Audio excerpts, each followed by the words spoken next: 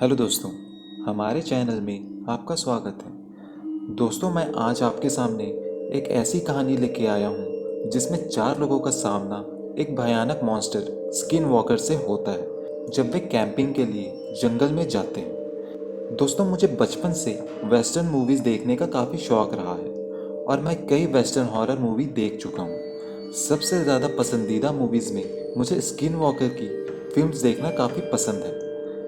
America में skin walker काफ़ी famous horror monster है। इसे नवाजो कल्चर में ये नाग दलोशी कहा जाता है। यह बहुत ही खतरनाक मॉन्स्टर होता है। अगर बात की जाए हमारे भारत की, तो हम स्किन वॉकर को छलावा से काफ़ी अच्छे तरीके से समझ सकते हैं। जैसे छलावा अपना रूप बदलता है, वैसे ही स्किन वॉकर भी अपना रूप बदलकर लोगों का शिकार करता है। खैर, अब मैं आपको एक सच्ची भूतिया कहानी बताता हूँ जिसे एक डेविड नाम के शख्स ने लिखा था। डेविड बताते हैं कि यह बात उस समय की है जब मैं 14 साल का था। मुझे फिशिंग सीखनी थी, तो मैंने अपने बड़े भाई से कहा कि वो मुझे फिशिंग करना सिखाए। वो मुझसे 3 साल बड़ा था। वो बोला, ठीक है, हम इस संडे कैंपिंग पर चलते हैं। मेरे भाई ने 3 दिन के कैंपिंग की ट्रिप की योजना बनाई। मैं बहुत खुश था क्योंकि एक तो मैं फिशिंग करना सीख लूँगा और दूसरा मुझे कैंपिंग पर जाने का मौका मिला था। रविवार के दिन मैंने और मेरे भाई ने कैंपिंग का सारा सामान इकट्ठा किया और हम मेरे भाई की कार में बैठकर हमारे गांव के पास की पहाड़ियों की तरफ निकल गए। रास्ते में मेरे भाई के 2 दोस्त भी कार में बैठ गए क्योंकि वो भी हमारी कैंपिंग का हिस्सा होने वाले थे।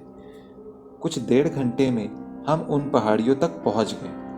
वो जगह काफ़ी सुंदर थी क्योंकि वह समय सर्दियों की शुरुआत थी, तो हल्की हल्की सी ठंड भी पड़ रही थी। वैसे कैंपिंग के लिए सर्दियों का मौसम सही होता है। चारों तरफ घने पेड़ और पौधे थे। उस जगह एक नदी थी जिसमें हम फिशिंग करने वाले थे।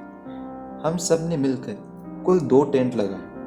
पहले टेंट में मैं और मेरा भाई रहने वाले थे और दूसरे टेंट में उनके दोनों दोस्त। हम सब ने आग जलाने के लिए सूखी लकड़ियां जमा की, जो हमें बड़ी आसानी से ही उस जगह पर मिल गई थी। हमने हमारे टेंट के पास में ही कैंप फायर का सेटअप किया। हम सभी ने मिलकर उस दिन फिश राइस बनाने की योजना बनाई। राइस तो हम सब अपने घर से लाए ही थे, बाकी मछलियाँ तो हम उस नदी से पकड़ने वाले थे। हमने आग में चावलों को उबलने के लिए रख दिया था और हम सभी नदी के किनारे मछलियाँ पकड़ने के लिए बैठ गए। मेरे भाई के दोस्त तो फिशिंग कर रहे थे और मेरा भाई मुझे फिशिंग करना सिखा रहा था। मछलियाँ पकड़ना आसान काम नहीं था। आधे घंटे तक हमें कोई मछली नहीं मिली। थोड़ी देर और बैठने के बाद मैंने पानी में किसी चीज़ को महसूस किया। मुझे लगा शायद वो कोई मछली होगी, पर वो जो कोई भी चीज़ थी आकार में काफ़ी बड़ी थी। मतलब यह थोड़ा अजीब था क्योंकि वह नदी ज़्यादा बड़ी नहीं थी और ना ही ज़्यादा गहरी। फिर वो इतनी बड़ी चीज़ उस नदी में क्या थी? मैं ज़ोर से चिल्लाया, वो देखो, पानी में वो क्या इतनी बड़ी चीज़ है। मेरे इतना कहते ही सभी पानी में देखने लगे, पर पानी में कुछ भी नहीं था। मेरे भाई ने हंसते हुए कहा कि पानी में मछली इतनी आसानी से नहीं मिलती है। वो तीनों हंसने लगे और मुझसे बोले कि शायद तुमने कोई सपना देखा है। मुझे भी लगा कि हाँ, शायद सपना ही है। मेरा भाई हंसते हुए बोला कि मैं चावलों को देख कर आता हूँ, कहीं सारे चावल जल ना जाए। मुझे काफ़ी अजीब लगा। शायद मैं सही से सोया नहीं हूँ, इसलिए मुझे भ्रम हो रहा होगा। थोड़ी देर बाद मेरा भाई आया और उसने हम सभी से कहा कि चावल उबल गए हैं, मछलियाँ मिली कि नहीं। हम सब ने ना में सर हिलाया। वो भी हमारे पास आकर बैठ गया और हमने फिर से फिशिंग करना शुरू कर दिया। थोड़ी देर बाद हमने कुछ मछलियाँ पकड़ी और उन्हें हम कैंपिंग के पास ले जाकर भूनने के लिए तैयार करने लगे। उस समय शाम हो गई थी, जिस कारण हमने आग में ज़्यादा लकड़ियाँ डाल दी ताकि आसपास थोड़ा उजाला हो सके। वैसे तो हम रोशनी के लिए अपने साथ टॉर्च और मोमबत्तियाँ लाए थे, पर हम सभी प्रकृति द्वारा प्रदान की गई चीज़ों के साथ ही रहना चाहते थे। चावल तो बन गए थे और मछलियाँ भी भूनने के लिए आग के सामने रखी थी। उस समय हम सभी यानी कि हम चारों आग के सामने बैठे हुए थे। हल्की हल्की ठंड होने के कारण जलते हुए कैंप फायर शरीर को गर्मी दे रहा था। आसपास काफ़ी अंधेरा भी था। मेरा भाई हमको बताने लगा कि जो यह जगह है जहां हम अभी कैंपिंग कर रहे हैं, इसके बारे में लोगों का ऐसा मानना है कि यह जगह श्रापित है। और ऐसा इसलिए है कि यहाँ पर एक शैतान घूमता है जो लोगों को गायब कर देता है। उस शैतान के बारे में लोग कहते हैं कि यह इस जगह पर लोगों को भ्रम में डालता है और उन्हें अपने साथ कहीं ले जाता है और फिर वो लोग गायब हो जाते हैं। यह सब सुनकर मेरे भाई के दोनों दोस्त हंसने लगे और उनके साथ मेरा भाई भी हंसने लगा। पर मैं चुप था, इसलिए नहीं कि मैं डर गया, बल्कि मैं थोड़ा थका हुआ था। पर मैंने एक बात गौर की कि जब से हम यहाँ आए हैं, मुझे किसी न किसी के इस जगह पर होने की आशंका हो रही है। मतलब कि हम यहाँ 4 लोग हैं, पर मुझे ऐसा लग रहा है जैसे हमारे अलावा भी यहाँ पर कोई है। खैर, हम सब ने खाना खाया और हम सभी अपने अपने टेंट में सोने के लिए चले गए। रात के समय कुछ 2 बजे के आसपास मुझे टॉयलेट जाना था, तो मैंने टेंट की चैन खोली और टेंट के बाहर आ गया। हमने जो कैंप फायर जलाई थी वो अब बुझ चुकी थी। मेरे पास टॉर्च थी जिसे मैंने चालू किया और मैं पास में जाके टॉयलेट करने लगा। मैं जिस जगह पर टॉयलेट कर रहा था वो जगह उस तालाब या छोटी नदी से कुछ ही दूरी पर था।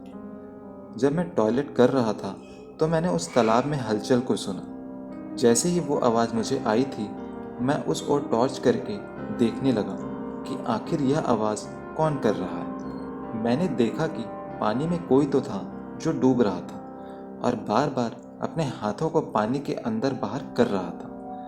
मैंने जब टॉर्च को उन हाथों की तरफ किया तो मेरी हालत ख़राब हो गई थी, क्योंकि वो हाथ लग तो किसी इंसान के रहे थे, पर वो बिल्कुल भी इंसान के जैसे नहीं थे। वो हाथ आधे जानवर और आधे इंसान की तरह लग रहे थे। मैं यह देखकर दंग रह गया। कुछ ही समय में पानी से आवाज़ें आना बंद हो गई थी। मैं वहीं खड़ा होकर सब देख रहा था। मैं हिल नहीं पा रहा था। मेरी टॉर्च अभी भी उसी जगह पर थी जहां वो आदमी या जानवर डूब रहा था। मैंने देखा कि एक हिरन के जैसे दिखने वाला सर उस तालाब से बाहर निकल रहा था। धीरे धीरे वो बाहर आ रहा था और वो काफ़ी लंबा था। उसके शरीर पर कोई बाल नहीं थे और वो बिल्कुल ऐसा लग रहा था जैसे आधा इंसान और आधा हिरन हो। वो धीरे धीरे मेरी ओर आने लगा। उसका शरीर काफ़ी लंबा और चौड़ा था और वो काफ़ी भयानक था। उसे देखकर मेरी चीख निकल गई और कुछ ही समय में मेरा भाई और उसके सभी दोस्त भागकर मेरे पास आए। मैं उस जगह पर किसी पुतले की तरह खड़ा था। वो सभी मेरे सामने आकर बोलने लगे कि क्या हुआ। मेरे गले से आवाज़ तक नहीं निकल रही थी। जैसे तैसे करके मैंने हिम्मत जुटाई और मैं बोला कि वो देखो। वो तीनों पानी में देखने लगे। हमने देखा कि पानी में हलचल थी, पर वहाँ कोई भी नहीं था। सब ने मुझसे कहा कि वहाँ तो कुछ भी नहीं है। मैंने अपने हाथों को इशारा करते हुए और टॉर्च की रोशनी करते हुए उन्हें तालाब के एक बड़े पेड़ के नीचे देखने को कहा। सब ने वहाँ देखा कि एक लंबा सा आदमी वहाँ खड़ा होकर हमारी तरफ देख रहा है। उसे देखकर सबकी हालत खराब हो गई, क्योंकि किसी ने भी आज तक वैसा कुछ नहीं देखा था। वो थोड़ी देर बाद वहाँ से अचानक कहीं गायब हो गया था। बस हमने पलक ही झपकाई थी और वो गायब हो गया। हम तुरंत कैंप की ओर भागे। हमने वहाँ पर बड़े बड़े पैरों के निशान देखे, जो कि किसी इंसान के तो बिल्कुल भी नहीं थे। वो पैर काफ़ी बड़े और 3 नाखूनों वाले थे। मतलब कि वो हमारे कैंप वाली जगह पर भी आया था। हम सब यह देखकर वहाँ से तुरंत भागने लगे। हमने जल्दी जल्दी में सारा सामान उस जगह से उठाया और उसे मेरे भाई की गाड़ी में भरा और हम वहाँ से भाग निकले। हमें नहीं पता था कि वो क्या जीव था और वहाँ पर क्या कर रहा था। जब मैंने गाड़ी से पीछे मुड़कर देखा तो मैंने एक आदमी जिसकी ऊंचाई तकरीबन मेरे जितनी थी, उसके हाथ में एक टॉर्च थी और वह उसे बंद चालू कर रहा था। यह बात किसी ने भी किसी को नहीं बताई, क्योंकि हमें ही इस बात का पता नहीं था कि हमारे साथ आखिर हुआ क्या था। वह पक्के से एक स्किन वॉकर ही था, क्योंकि उसने किसी इंसान का रूप लिया था और वो रूप हम चारों में से ही किसी का था। अगर मैं उस दिन अकेला होता तो शायद ज़रूर मारा जाता। यह था मेरी कैंपिंग पर हुआ स्किन वॉकर के साथ सच्चा अनुभव। तो दोस्तों, आपको यह स्टोरी कैसी लगी मुझे कमेंट करके ज़रूर बताएं और इस वीडियो को ज़्यादा से ज़्यादा लाइक, शेयर और हमारे चैनल को सब्सक्राइब कर दें।